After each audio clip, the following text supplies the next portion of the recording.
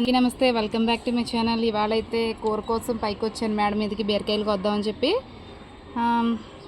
Friday కదా, మా ఇంట్లో మిగతా ముగ్గురు ఉన్నారు కదా మా ఫ్యామిలీ మెంబర్స్, వాళ్ళు తింటారు.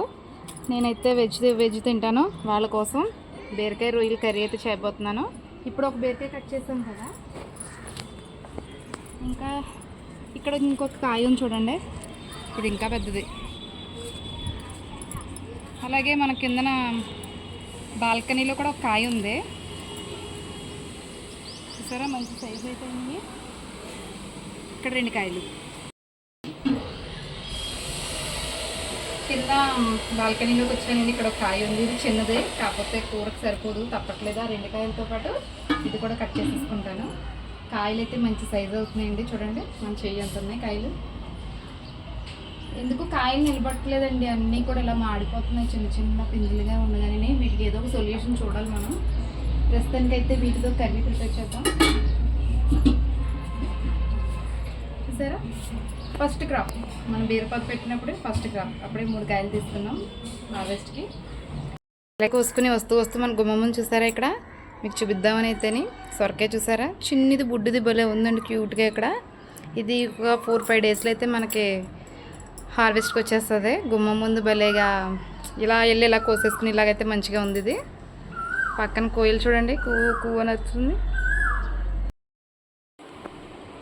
ఒక పక్క రసం పెట్టేస్తున్నానండి. ఇప్పుడైతే బీరకాయలని కట్ చేసి కూర కోసం చిన్న చిన్న ముక్కలుగా తరుపుకుంటాను. ఇవి బాగున్నాయా లేదా, ఇంకా చేదుగా ఉన్నాయా లేదా అనేది ఇక్కడ చూసి ఇక్కడ ఇలా నోట్లో పెట్టుకుంటే తెలుస్తుంది. బాగున్నాయండి, తీగా ఉంది.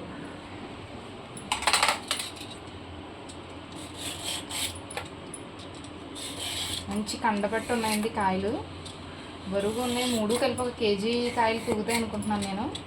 వెయిట్ వేయలేదు, వెయిట్ మిస్తుంది, కానీ చాలా లేట్ అయిపోయింది ఇవాళ వంట చేయడం. ఇంకా అందుకే వెయిట్ అది ఏమీ లేదు, నార్మల్గా వండేస్తున్నాను.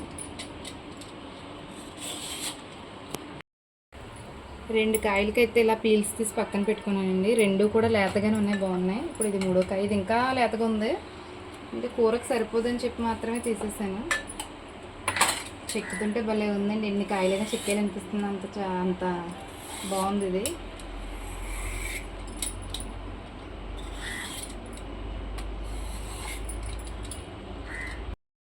మీకు నా వీడియోలో చుట్టుపక్కల కాకులు, గోరింక, అదే కోయిలలు, ఇవన్నీ సౌండ్స్ వినిపిస్తున్నాయి కదండి. నాకైతే ఏదో పల్లెటూరు వాతావరణంలో ఉన్నట్టుగా అనిపిస్తుంది. ఎందుకంటే ఇక్కడ ఎక్కువ చిలకలు, ఎండాకాలం వస్తే చాలండి, ఇక్కడ ఆ చెట్లు ఎక్కువ ఉంటాయి మా చుట్టుపక్కల. చిలకలు, కాకులు అన్నీ చాలా ఎక్కువ వస్తాయండి, బాగా వస్తాయి. కానీ అవి మనం వీడియో తీసి మీకు చూపించే లోపలైతే పారిపోతాయి. మనం వాటిని ఏదో పట్టేసుకుంటున్నట్టు, వేటాడేస్తున్నట్టుగా అనిపిస్తాయి వాటికి. చూసారా గోరింకలు ఎలా గరుస్తున్నాయని. కాయలు తొక్క చెక్కేసినంత కోసానండి, జస్ట్ పట్టినట్టుగా పిక్కలు పట్టినాయి అంతేగాని చాలా లేతగా ఉన్నాయి. కట్ చేసి చూపిస్తాను.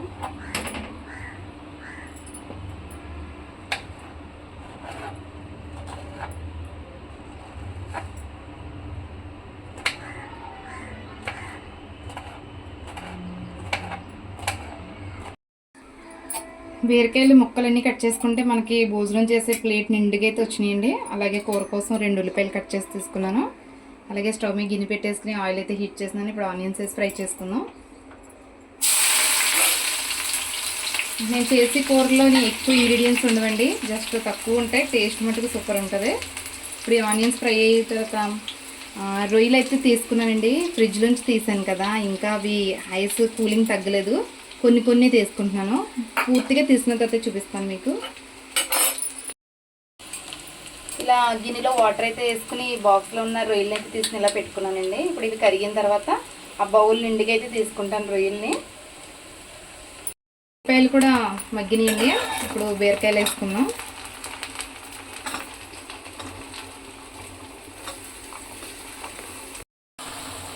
బీరకాయ ముక్కలు కొంచెం అయితే మగ్గినాయండి. ఇప్పుడు మనం ఇందులో సాల్ట్ వేసుకుందాం. తర్వాత రొయ్యలు వేసుకుందాం. రొయ్యలు తీసాను చూడండి, బౌల్ ఫుల్గా అయితే తీసుకున్నాను. ఎందుకంటే బీరకాయ కూరలోకి ముద్దకి ఒక్కొక్క రొయ్య పెట్టుకుని తింటూ ఉంటే టేస్ట్ వేరే లెవెల్ ఉంటుందండి. ఫ్రైడే అయ్యుండి కూడా ఇలా చెప్తున్నానని తప్పుగా అనుకోద్దు. ఆ టేస్ట్ నేను చూశాను, తిన్నాను కాబట్టి చెప్తున్నాను. మీలో కూడా తినుంటారు, అందుకే మీరు ఆ టేస్ట్ని మళ్ళీ గుర్తు చేసుకుంటారని మాత్రమే చెప్తున్నాను. అయితే బాగా కలుపుకుందాం. ఇంకొద్దిగా మగ్గిన తర్వాత మనం రొయ్యలు వేసేసుకుందాం అండి. ఇందులో రొయ్యల్లో కొంచెం వాటర్ ఉంటుంది కదా, అది కూడా ఇంకిపోవాలి. అంతలా మగ్గబెట్టుకోవాలి మనం. బీరకాయ ముక్కలు బాగా మగ్గినాయి కదండి. ఇప్పుడు ఇగురు మసాలాని అయితే తయారు చేస్తున్నాను. ఇప్పుడు కూరలో ఒక 1.5 స్పూన్ అయితే వేసుకుంటున్నాను. ఇది కలిపిన తర్వాత రొయ్యలు కూడా వేసేసుకుందాం. చెప్పాను కదండి, బౌల్ ఫుల్గా అయితే తీసుకుంటున్నాను రొయ్యలని.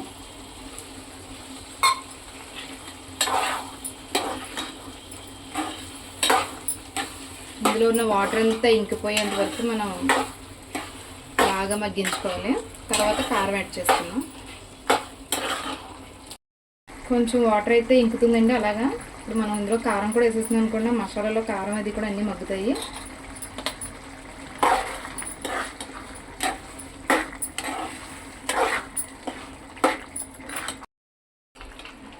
కూర అయితే ఆయిల్ బయటికి తేలేలాగైతే అయ్యిందండి దగ్గరికి. ఇప్పుడు ఇందులో మనం కరివేపాకు, కొత్తిమీర కడిగి చిన్నగా కట్ చేసి అయితే వేసుకుంటున్నాను. ఇంకొంచెం సేపు అలా మగ్గనిచ్చి దింపేసుకుందామండి. ఇవి రొయ్యలండి, మనం వాటర్ తీసేసి పసుపు వేసి ఉడికించి అలా చేయకూడదు. ఈ బీరకాయ కూరలోకి డైరెక్ట్గా ఇలా పచ్చి రొయ్యలు వేసేసుకుని కూరలో వాటర్ అంతా అలా ఉడికి ఇంకితేనే బాగుంటుంది, టేస్ట్ బాగుంటుందండి. మీరు కూడా ఒకసారి ఇలా ట్రై చేయండి.